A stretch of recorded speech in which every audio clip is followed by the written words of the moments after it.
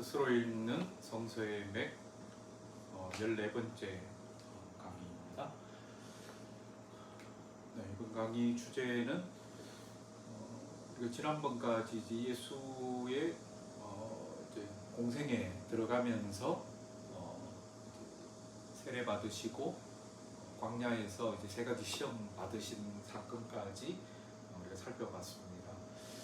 오늘 시간에는 이제 예수의 첫 사역지죠. 변방 갈릴리에서 시작된 하나님 나라 운동이 갖는 의미가 무엇인가 하는 것을 살펴보고요. 예수의 첫 메시지를 통해서 또 하나님 나라가 갖는 어떤 특징들, 또 하나님 나라에 대한 인간의 응답으로서 회개와 믿음의 중요성을 함께 살펴보도록 하겠습니다.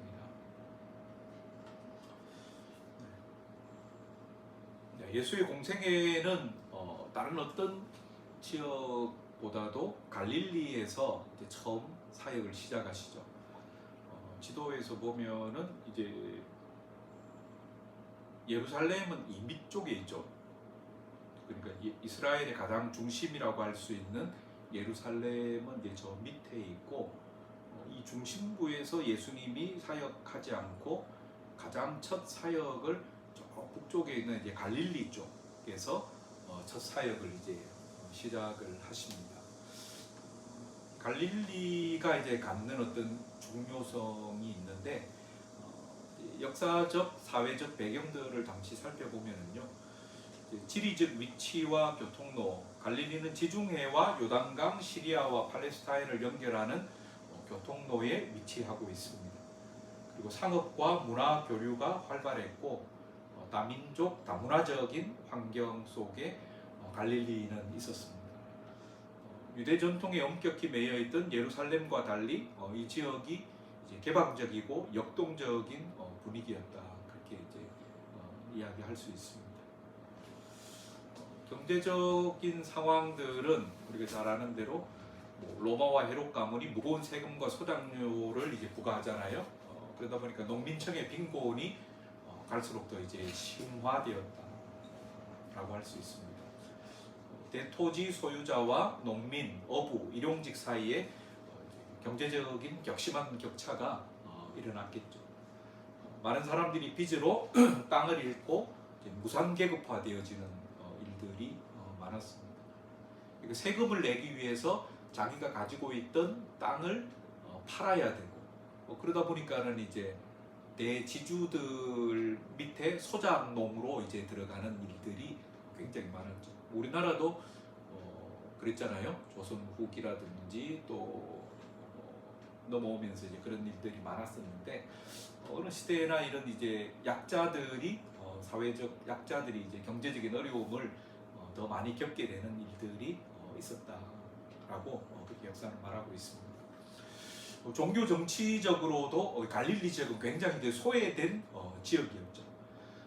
예루살렘 성전 중심 질서에서 보면은 갈릴리는 지리적으로도 굉장히 멀리 있었고, 또 여러 가지 어떤 사람들의 어떤 시선에서도 되게 이제 주변부 취급을 받는 어떤 곳이었습니다. 그래서 요한복음 7장에 보면 이제 그런 말이 나오잖아요. 갈릴리에서 선지자가 나올 수 있느냐, 나사렛에서 무슨 선한 것이 나오겠느냐, 이제 그런 이야기들을 했던 게 그만큼 이 갈릴리라고 하는 지역에 대해서 멸시하고 폄훼했다라는 것을 이야기해 주는 것이죠. 그럼에도 불구하고 하나님께서는 그 하나님 나라 운동을 어디에서 시작하셨냐, 바로 그 주변부로 알려진 이 갈릴리에서부터 하나님 나라 운동이 시작되고 있다는 게 굉장히 우리가 주목해야 할 지점이라는 거죠. 그러면 예수가 이제 갈릴리를 사역의 시작점으로 삼은 의미가 무엇인가, 그 의미들을 우리가 한번 생각해 볼 필요가 있는데요. 예수는 이제 주변부에서 사역의 방향성을 보면은 주변부에서 시작해서 점차 이제 중심으로 이동하는 모습을 보게 됩니다. 예수는 종교 권력의 중심지인 예루살렘이 아니라 변방에서 이제 출발하죠. 이는 하나님 나라가 권력, 부, 제도 중심이 아니라 바로 소외된 민중 가운데서 시작된다는 것을 우리에게 이제 보여주고 있는 거죠. 가장 복음에 갈급했던 사람들, 가장 고통받는 사람들, 가장 중심에서 멀어져 있는 사람들이 누구인가 했을 때 바로 갈릴리 지역에 살던 그 사람들에게 예수는 복음을 이제 전했던 거죠. 그래서 민중의 삶과 이 복음은 긴밀한 연결이 되어 있습니다. 갈릴리 사람들은 억눌림, 가난, 차별을 뼈저리게 경험한 이들이었습니다. 왜냐하면 거기서 이제 여러 가지 이제 혁명도 일어나고 그러면서 거기서 핍박받고 배제되었던 지역이기 때문에 이 사람들은 이런 부분에 있어서 더 실존적인 어떤 어려움을 겪었던 사람들이죠. 그렇기 때문에 예수의 복음은 이들에게 해방과 희망의 좋은 소식으로 그들에게 이제 들려질 수 있었다라고 보는 거죠. 그리고 다문화적 배경입니다. 갈릴리에는 유대인뿐 아니라 헬라, 시리아 문화의 영향도 거기에 많이 섞여 있었죠. 네, 걔가 대답을 해주네. 따라서 예수 운동은 처음부터 민족적 울타리를 넘어 보편적 복음으로 확장될 토양을 가지고 있었다는 거죠. 그러면 처음에 이제 복음이 염두하고 있는 것은 유대인들만이 아니라 이 복음이 전 세계 땅 끝까지 이르러 이 복음이 전파되어지는 것이잖아요. 그렇기 때문에 이러한 것을 염두에 두고 또 갈릴리에서 복음 사역을 했다라는 것을 우리가 볼 수 있습니다. 우리가 이제 예수의 갈릴리 사역을 이제 그 신영복 선생님이 이제 쓰신 그 책들 가운데 보면은 이제 변방론에 대해서 이제 이야기하는 걸 우리가 많이 들을 수가 있어요. 이제 이걸과 이제 한번 접목해서 연결해 볼 필요가 있는데, 신영복의 이제 변방론을 보면은 이제 늘 중심에 대해서 비판하고 있어요. 중심은 언제나 권력과 기득권의 논리에 갇혀 있다라는 이야기들을 자주 합니다. 우리 생각해 보면 그렇잖아요.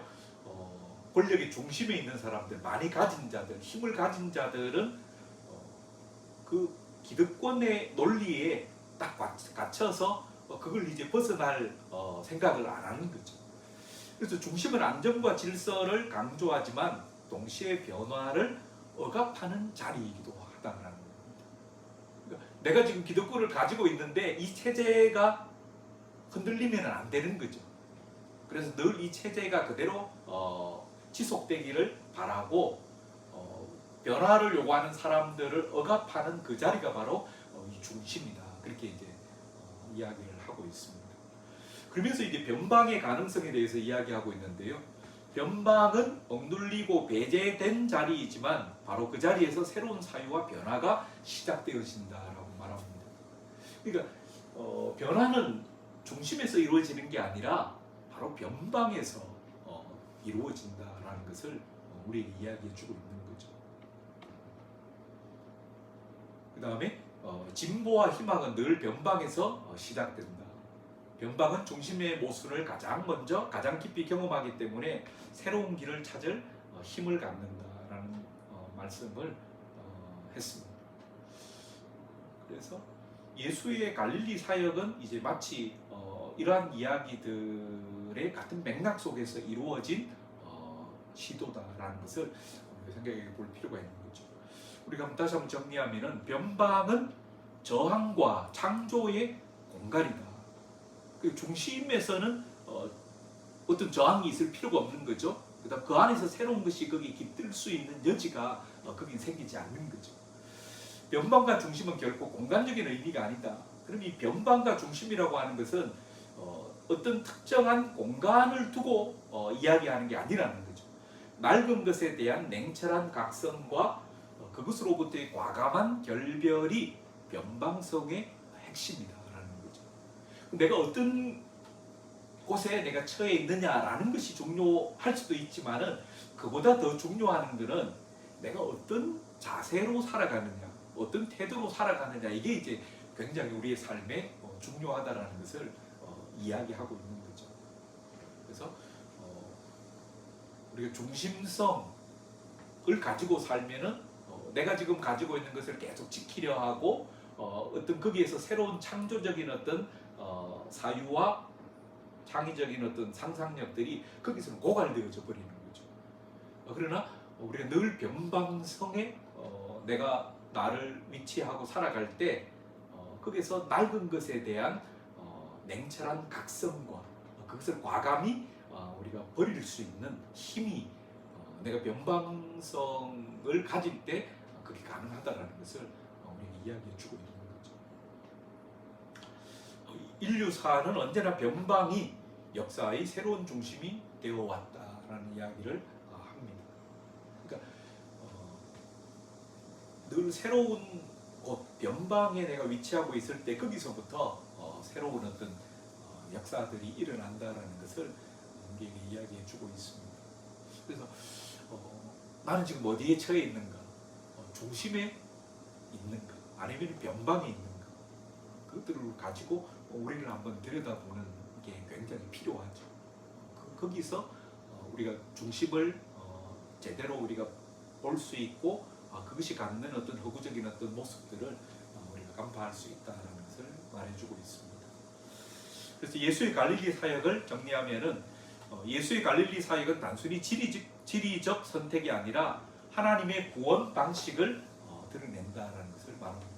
그러니까 가진 자, 힘 있는 자, 권력 있는 자들 편에 서서 그들을 옹호하고 그들을 축복하는 어떤 것이 아니라 약자들, 소외된 자들, 새로움을 꿈꾸는 자들, 그들의 편에 서서 그들과 더불어 새로운 세상을 만들어가고자 하는 그것이 바로 하나님의 구원 방식이라는 것을 우리에게 보여줍니다. 하나님은 늘 중심 권력, 기득권 구조가 아니라 변방의 민중 속에서 새로운 역사를 시작하신다는 점을 복음서에서 계속해서 보여주시죠. 변방의 시선으로 세상을 보아야 중심이 감추어온 억압과 모순이 드러납니다. 내가 중심 안에 갇혀 있으면 그 논리 속으로 모든 것을 바라보면 이 세상의 부조리가 모순이 보이지 않는 거죠. 여전히 그것은 내가 따라가야 할 하나의 모델로서는 작동될 수 있지만은 그것이 갖고 있는 허구적인 어떤 모습에 대해서는 볼 수 없게 된다는 거죠. 그래서 변방의 시선으로 바라볼 때 낮은 자, 약자들의 시선으로 이 세상을 바라볼 때 지금 이 세상은 문제가 있어 라는 그걸로 보여진다는 거죠. 교회와 신앙도 변방에 서 있을 때 참된 하나님 나라의 시각을 회복할 수 있다라는 이야기를 해주고 있습니다. 그래서 초대 교회는 약자의 편에 서 있었고 사회적으로 못 가진 자, 핍박받는 자의 위치에 섰을 때 교회는 교회의 순수성을 회복할 수 있었어요. 그죠? 근데 교회가 좀 기득권화되어지면서 가진 자 권력의 위치에 서게 되면서부터 교회는 점점 더 본래의 순수성을 잃어버리고 타락하게 되었다는 것을 역사는 말해줍니다. 오늘 시대도 어떻게 보면은 어떤 때보다도 지금의 교회는 부와 권력을 누리고 있는 때죠. 물론 이제 대형 교회들 중심으로 그렇게 이제 볼 수가 있는데 그러면서 지금 한국 교회 또 세계 교회도 마찬가지겠습니다만은 그 교회의 모습이 과연 어떻게 변질되었는가를 우리가 보는 거죠. 그래서 우리는 변방에 서서 낮은 자의 입장에서 교회가 그들과 연대하고 그들과 교류할 때 교회가 가야 할 모습이 무엇인가를 우리가 더 명확하게 알 수 있다는 것을 예수의 갈릴리 사역을 통해서 우리에게 보여주는 말씀입니다. 네, 첫 번째고 두 번째로는 이제 예수가 이제 공생애를 시작하시면서 첫 번째 메시지를 선포하잖아요. 그 메시지가 바로 마가복음 1장 15절에 나오는 우리가 말씀입니다. 같이 한번 읽어볼까요? 여기 박스 안에 있는 거 시작. 때가 찼다. 하나님의 나라가 가까이 왔다. 회개하여라. 복음을 믿어라. 그렇죠. 이 말씀이 예수가 이제 첫 메시지로 했던 이야기죠. 때가 찼다. 하나님의 나라가 가까이 왔다. 회개하여라. 복음을 믿어라.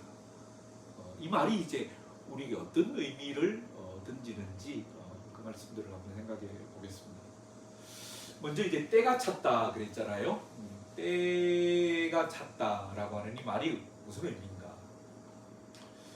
보통 이제 때는 이제 헬라어에서 이제 두 가지로 이제 나누어지죠. 하나는 이제 우리가 아는 대로 이제 크로노스라는 것과 하나는 이제 카이로스, 두 가지로 이제 보통 이제 구분해서 이제 쓰는데요. 이제 크로노스는 여기 있는 대로 연대기적, 물리적 흐름, 이제 보통 1년, 하루, 뭐 몇 시간 이걸 가리켜서 이제 크로노스라고 이제 이야기를 하죠. 근데 이제 예수님이 이야기하신 때가 찼다라고 했을 때 그 때는 이 크로노스가 아니라 바로 이 카이로스라는 거죠.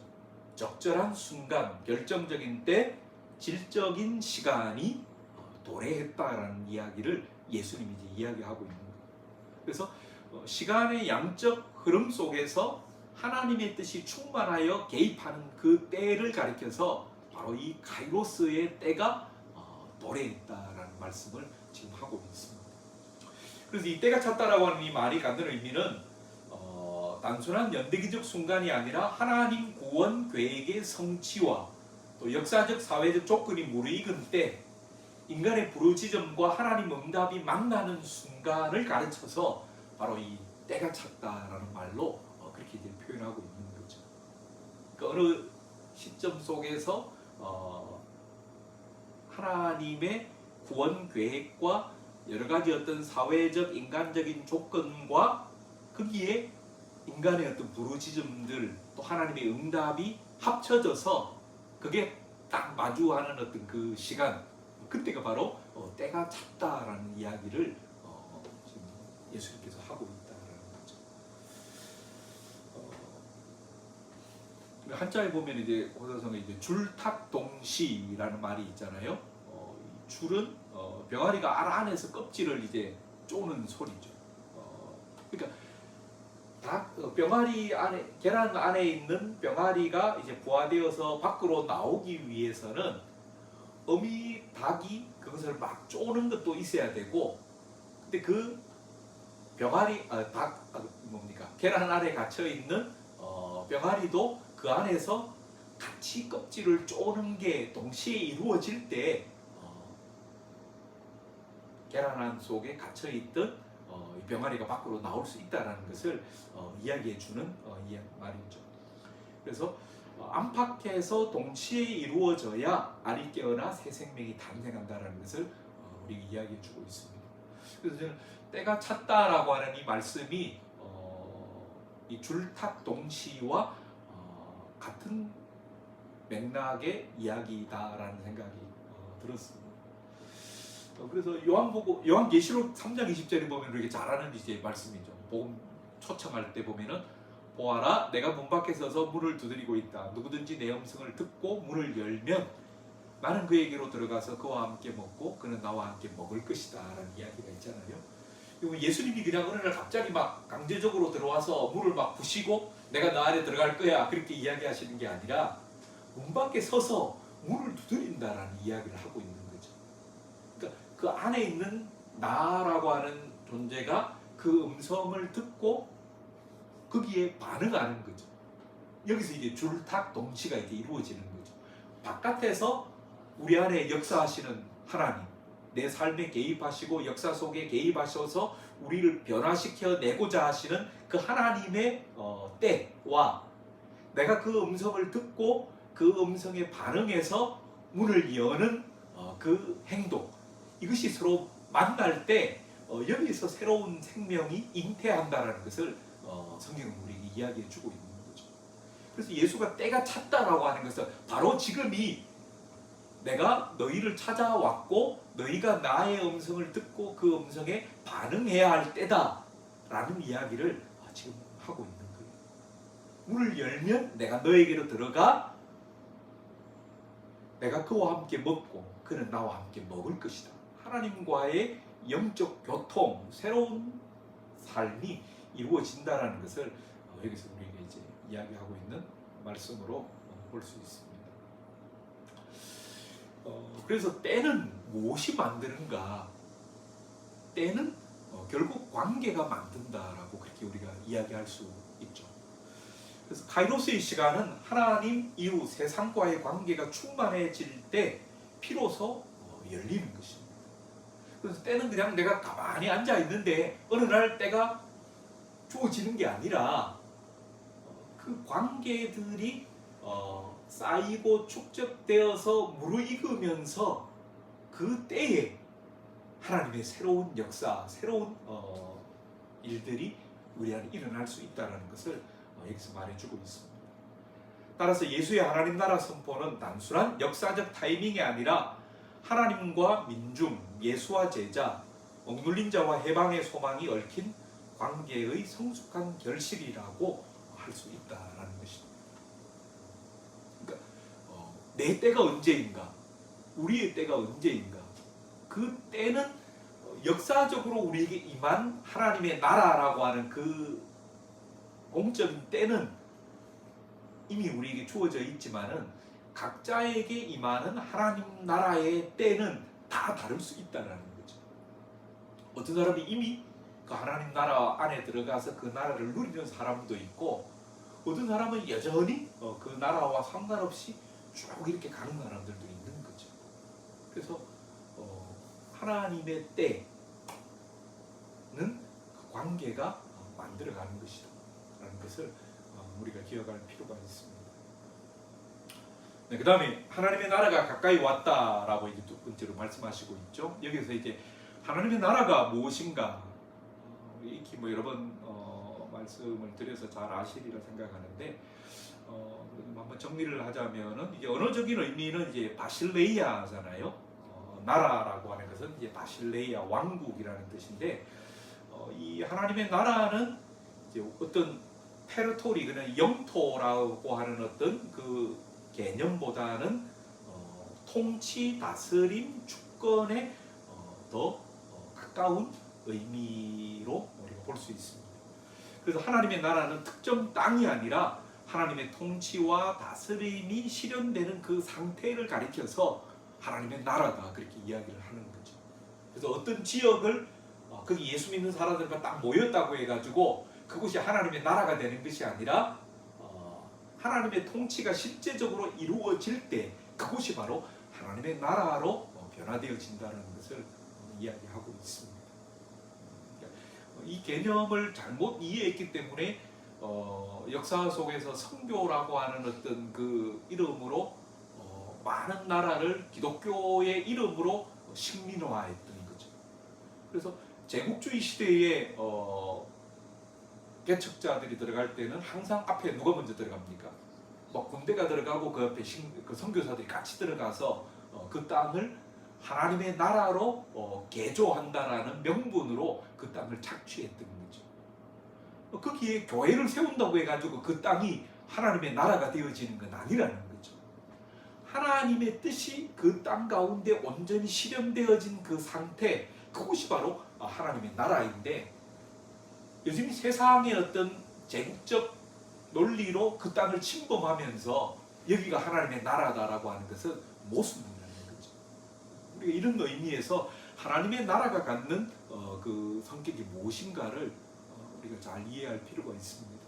이 땅에 교회가 많아진다고 해서 하나님의 나라가 더 확장되어지는 것이 아니라, 세워진 교회가 하나님의 뜻을 철두철미하게 순종해 나갈 때 그것이 작더라도 하나님의 나라가 이루어지는 것으로 우리가 이해할 수 있습니다. 이게 이제 언어적인 의미이고, 이제 구약적 배경에서 보면은 하나님은 이스라엘의 왕으로 다스리시는 분이라고 하는 기대감들이 그들 속에 늘 있었던 거죠. 그 나라가 이 땅 가운데 도래하기를 그들은 소망했습니다. 그래서 메시아 왕국 다윗 언약으로서 그 하나님이 직접 다스리실 날에 대한 대망이 늘 구약부터 신약까지 이어져 왔던 것입니다. 그래서 선지자들 가운데는 억압받는 자가 해방되고 정의 평화가 실현될 종말론적 나라를 그들은 끊임없이 예언을 했습니다. 바로 예수 사건은 구약에서 약속했던 그 하나님의 나라가 실제적으로 이 땅 가운데 성취되어진 사건으로 이렇게 이해할 수 있습니다. 예수의 선포에서 갖는 의미는 무엇인가 하면은 현지적 차원에서 예수의 사역, 치유, 축기, 가르침 속에서 하나님 나라가 이미 임했다라는 것을 여기서 이야기해주고 있습니다.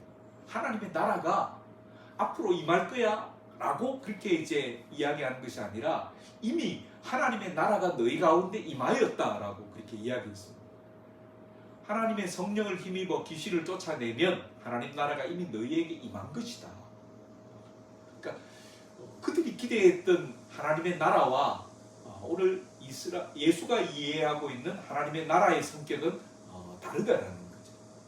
로마의 압제로부터 우리를 해방시켜주고 다윗처럼 왕권을 가지고 있는 어떤 강력한 왕이 우리를 지배하는 어떤 그런 세상, 이게 그들이 기대했던 하나님 나라였더라면 예수는 어떤 면에서 그런 것도 포함할 수 있지만은 그것보다 더 중요한 것은 지금 너희 안에 임하고 있는 그 귀신의 역사들, 치유와 그런 어떤 귀신들이 따라가는 역사, 그것이 바로 하나님의 나라가 임한 것이다라는 것을 여기서 이야기하고 있는 거죠. 그러면서 이제 미래적 차원도 함께 이야기하고 있죠. 완전한 하나님 나라는 예수의 재림과 종말에 그건 완성되어질 것이다. 지금은 씨앗처럼 심겨져 성장하는 과정 속에 있다라는 이야기들을 겨자씨 비유나 이런 것들을 통해서 계속 이야기하고 있습니다. 그래서 그 하나님의 나라가 지금 이곳에 임하였다라고 하는 것이 이제 굉장히 이제 중요한 의미인 거죠. 우리 죽어서 가는 어떤 천국에 대한 어떤 소망만 가지고 이 땅은 다 불타서 없어질 악한 세상이야. 그런 철로 역정적인 어떤 시각으로 우리가 바라볼 것이 아니라는 거죠. 이 땅에 임한 하나님의 나라를 우리는 염두에 두고 살아야 하는 것입니다. 그래서 하나님 나라는 이미 시작되었으나 아직 완성되지 않은 종말론적 실제다. 그렇게 이제 이야기할 수 있는 것입니다. 예수가 이야기하고 있는 하나님 나라의 특징들은 무엇인가를 한번 정리해 보면은요. 먼저는 해방과 회복을 의미하죠. 누가복음 4장 18절 19절에 보면은 이제 이사야 61장에 있는 말씀들을 인용하면서 주의 성령이 내게 임하였으니 이제 그렇게 이야기하면서 가난한 자, 포로된 자, 눈먼 자, 눌린 자들의 해방을 예수가 이야기를 합니다. 그러면서 희년을 예수는 이제 선포하시는 내용들이 거기에 나오는 거죠.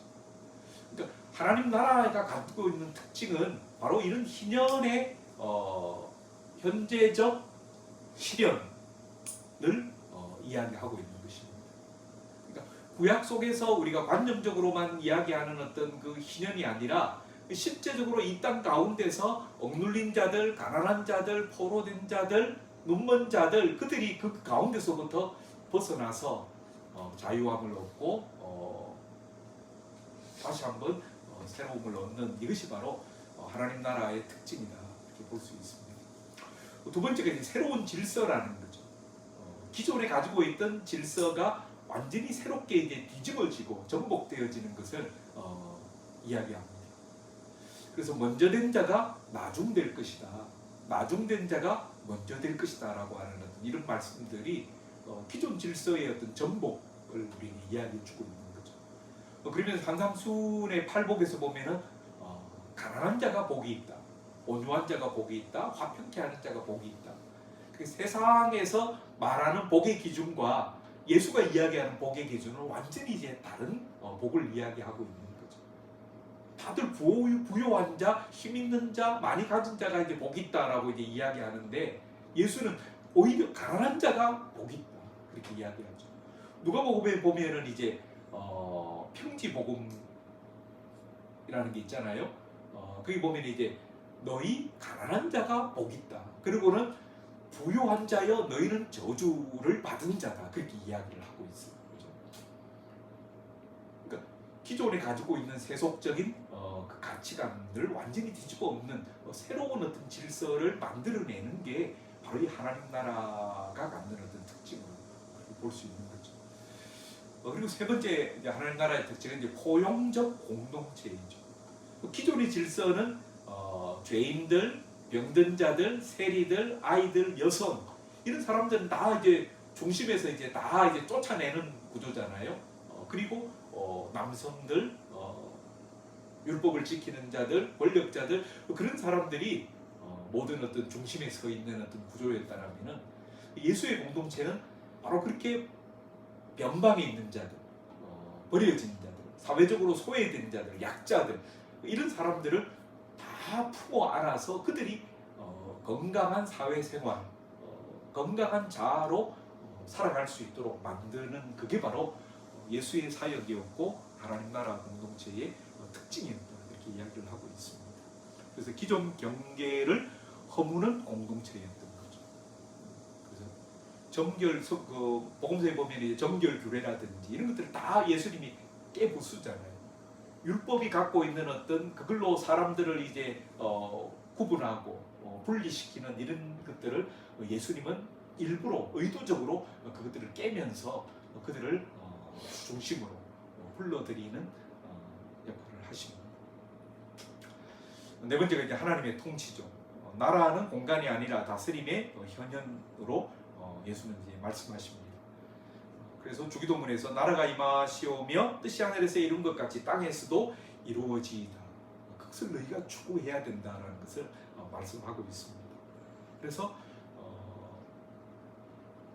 공간적으로 어떤 제도적인 어떤 장치들을 마련하고 성전을 더 화려하게 만드는 그것이 중요한 게 아니라 하나님의 뜻이 바로 이 땅 현실 속에서 구현되는 질서를 만들어가는 그것이 곧바로 하나님께서 우리에게 기대하시고 원하시는 하나님의 나라인 것을 여기서 이야기하고 있습니다.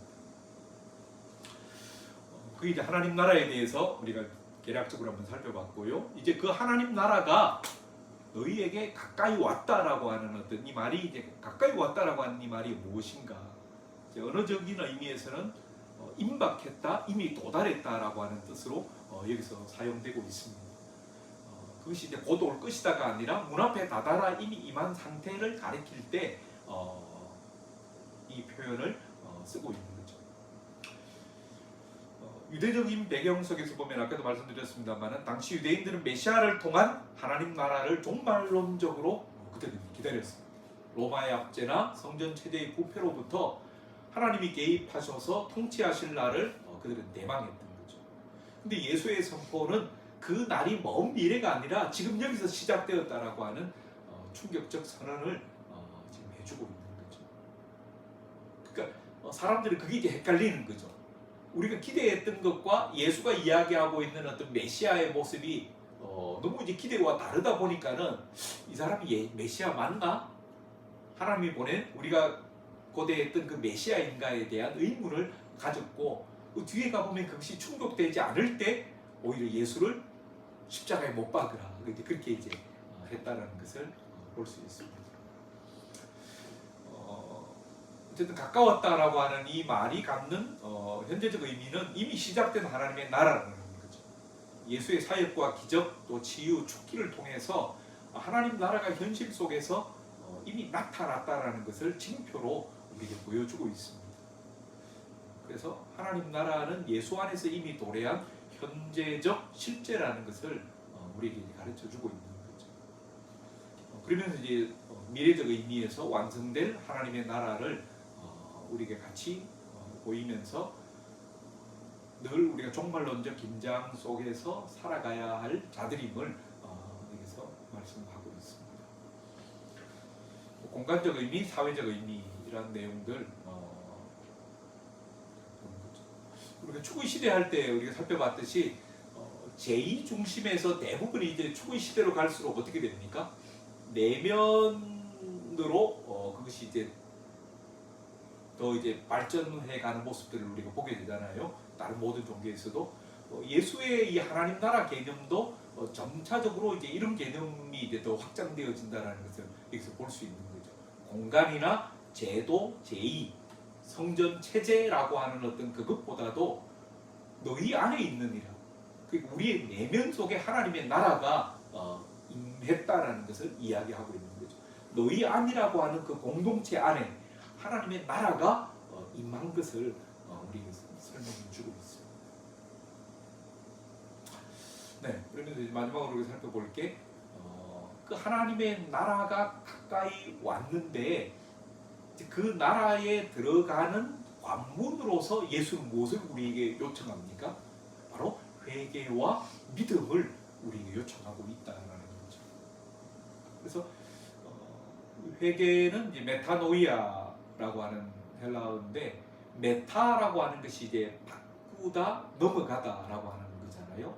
누스는 마음, 생각, 인식을 이제 의미해요, 그죠? 그래서 이게 메타노이아인데, 우리의 기존에 가지고 있던 생각, 인식의 전환을 가리켜서 회개, 그렇게 이제 우리가 부를 수 있는 거죠. 그래서 로마서 12장에 보면은 뭡니까? 형제들아, 뭐라고 그럽니까?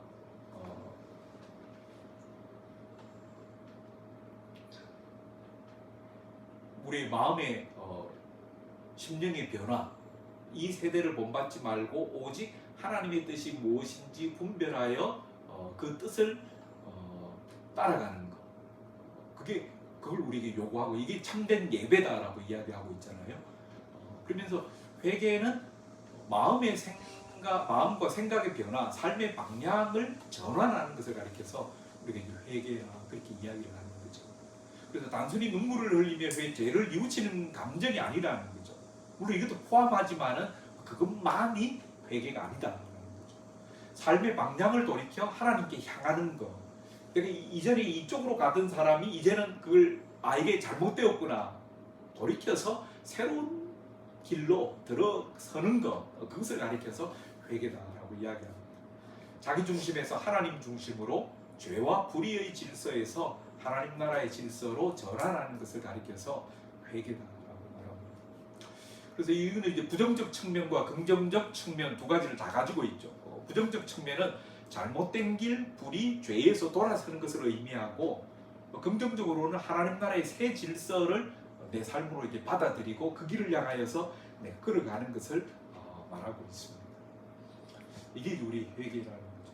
그러니까 우리가 하나님 나라가 너에게 가까웠다라고 하는 것은 내가 이제 그것에 대한 자각이 우리 안에 일어나는 거죠. 그러면서 내가 지금 잘못 살아가고 있구나, 이렇게 살아서는 안 되는구나라는 것을 내가 깨닫고, 예수가 우리의 삶의 주라고 하는 고백을 가지고 그 예수의 길을 내가 따라 살겠습니다라고 하는 그 걸음이 있을 때, 그것이 바로 예수를 믿는다라고 하는 거죠. 우리 교회 안에서 우리가 가지고 있는 어떤 잘못은 그냥 우리의 삶에 대해서 내가 걸어왔던 것에 대한 잘못에 대한 자각이 우리 안에 없는 거죠. 없는 채 그냥 믿습니다.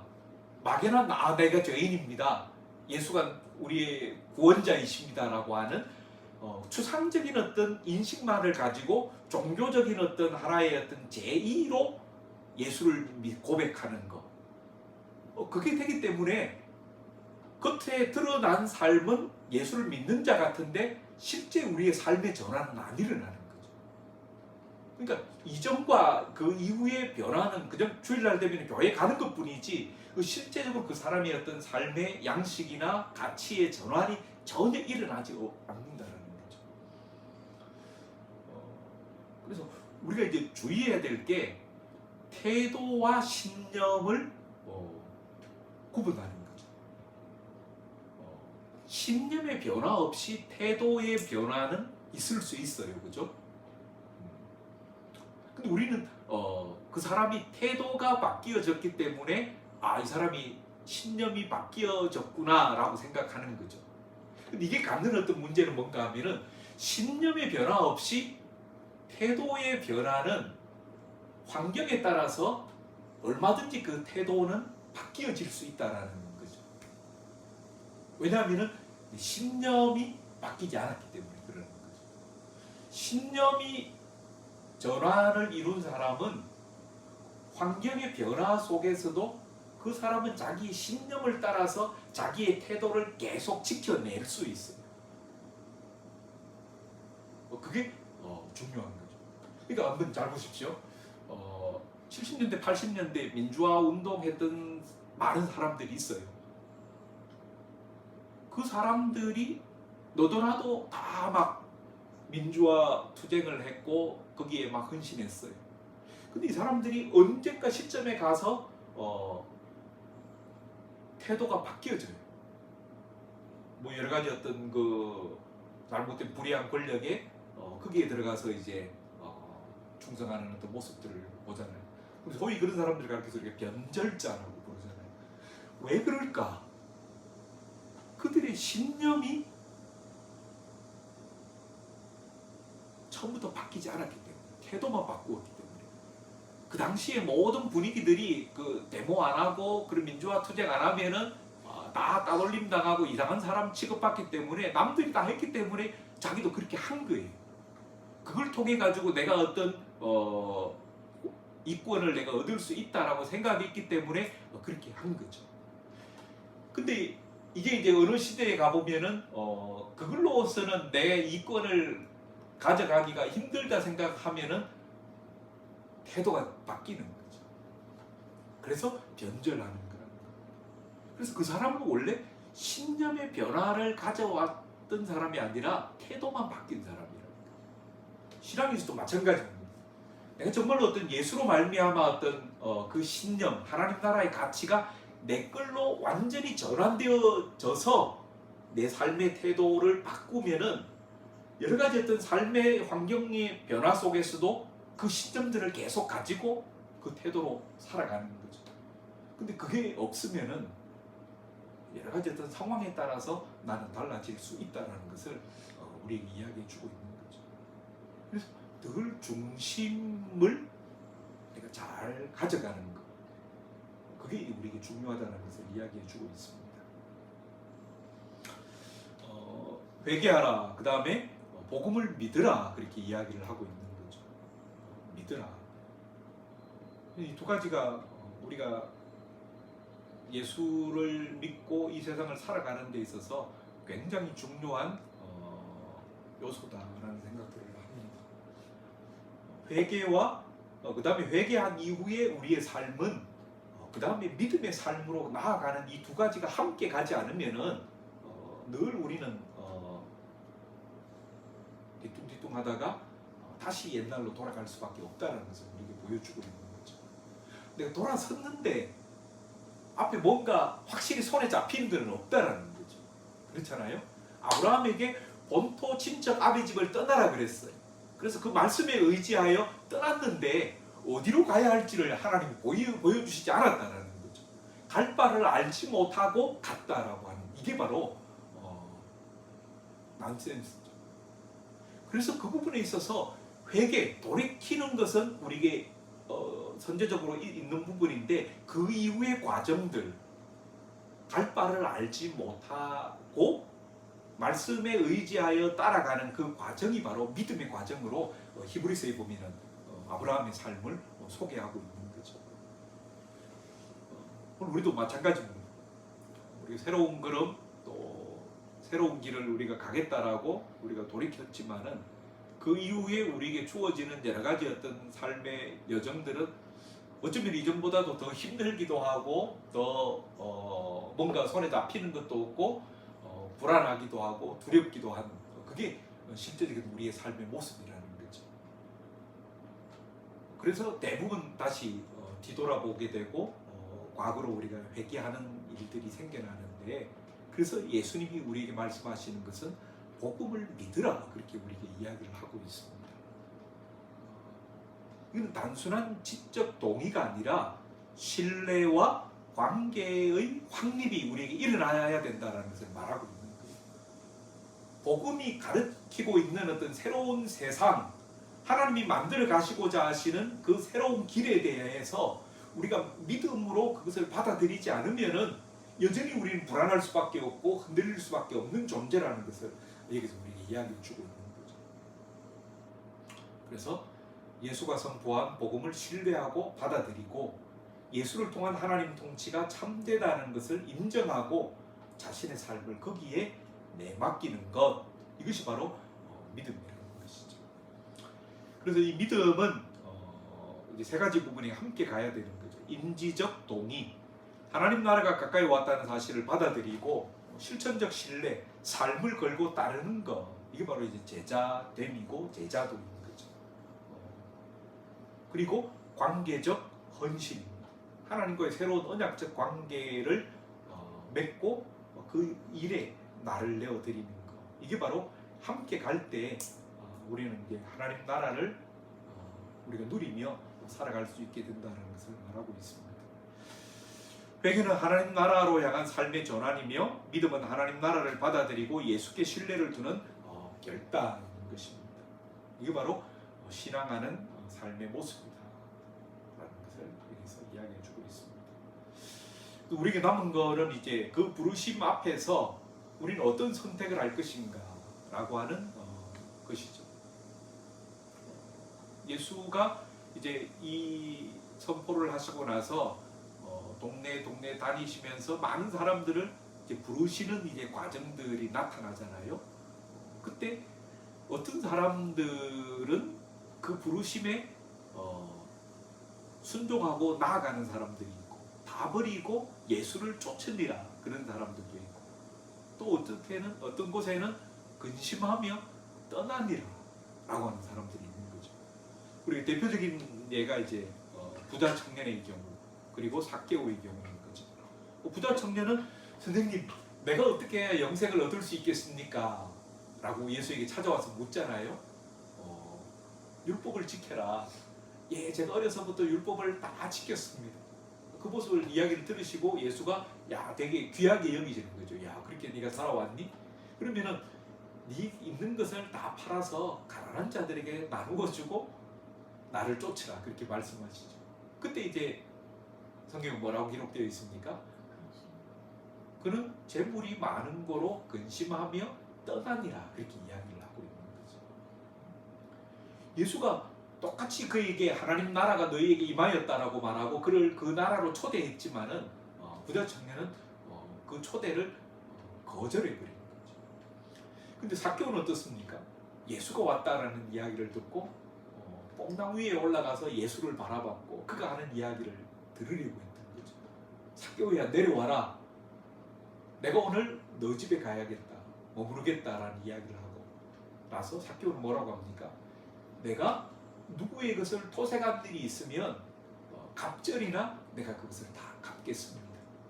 내 가진 것의 절반을 다른 사람들을 위하여 내가 나누겠습니다 라는 이야기를 하는 거죠.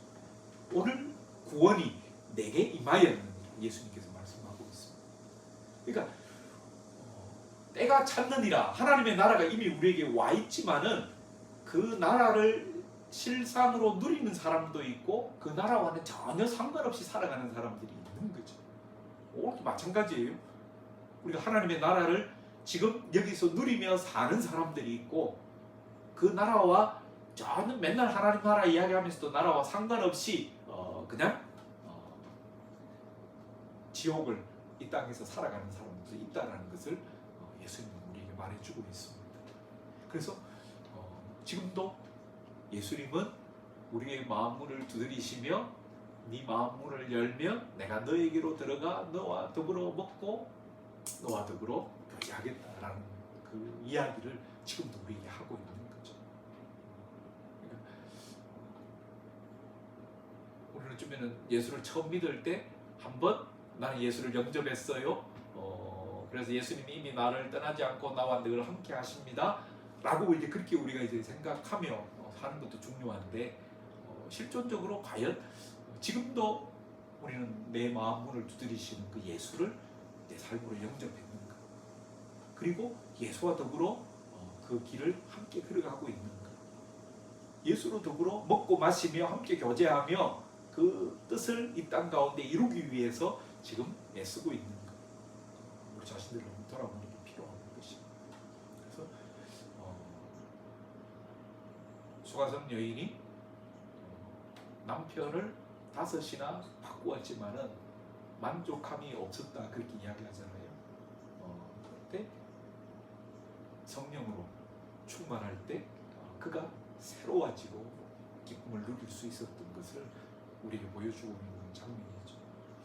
그래서 오늘 우리가 무엇으로 만족함을 누릴 수 있을까? 무엇으로 행복할 수 있을까? 그것은 곧바로 예수를 우리의 삶에 모실 때, 예수와 더불어 그 새로운 나라를 우리가 받아들일 때 그것이 가능하다는 것을 우리에게 말씀해 주시는 이야기입니다. 네, 오늘 강의는 이걸로